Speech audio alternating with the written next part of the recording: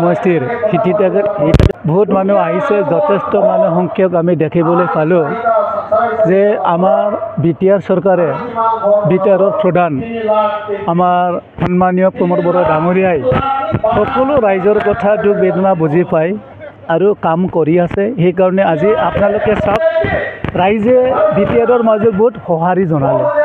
অনাগত দিনত 2025 চৰকাৰ গঠন কৰিব, এটা মানে কাঠানি হৈ গ'ল। আৰু আজি বেনিফিচিয়াৰী মিট যিটো আজি সভা পাতিলে, এইটো এনে নহয়, তেখেতসকলে গোটেইখিনি চৰকাৰৰ সা সুবিধা পোৱা সকলো মানুহ, আৰু তেখেতসকলে স্ব ইচ্ছাই আহিছে মাতাৰ কাৰণে। আৰু আমি ভাবিছোঁ অনাগত দিনত ইয়াতকৈ আকৌ আমি বেছি কাম কৰিবলৈ সক্ষম হ'ম আৰু পাব।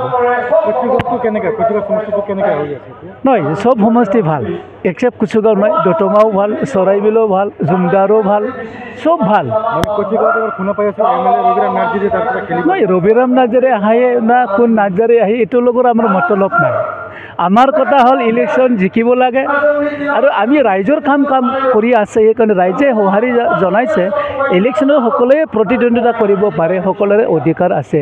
ইয়াত ৰবিৰাম নাৰ্জাৰীও খেলিব, কোনোবা নাৰ্জাৰীও খেলিব, কোনোবা বসুমতাৰীও খেলিব। ইয়াত এতিয়া গণতান্ত্ৰিক প্ৰক্ৰিয়াটো আৰম্ভ হৈ গ'ল। যোৱা 17 বছৰত কোনো বিৰোধী দল বা বেলেগ বেলেগ দলবোৰে বিটিআৰত BTCত খেলিবলৈ সাহস কৰা নাছিলে, আৰু এই অধিকাৰ কোনে আনিলে? আমাৰ বিটিআৰৰ প্ৰধান সন্মানীয় প্ৰমোদ বড়ো ডাঙৰীয়াই আনিল। সেইকাৰণে আহক, সকলোৱেই আহক, কংগ্ৰেছ খেলক, AIDF খেলক, BPF খেলক, কোনোবা আকৌ দল যদি আছে খেলক, খেলিলেই ভাল, আমি বুজিবলৈ পাওঁ। তেতিয়া অলপ অধিকাৰটো পোৱাৰ নিচিনা লাগে। নাই, আমি আজিলৈকে 30টাতকৈ অধিক চিট দখল কৰিম। আমাৰ যিটো এনালাইচিছ অবজাৰভেশ্যন, এইটো 30টাতকৈ বেছি জিকি আছোঁ আমি আজি। আজি ৰঞ্জিত দাসে কৈছে আমি চিট পামেই বুলি।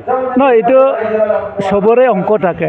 UPPLৰ আমাৰ দল, আমাৰ অংক থাকিব, BJP অংক থাকিব, কংগ্ৰেছ অংক থাকিব, BPৰ অংক থাকিব।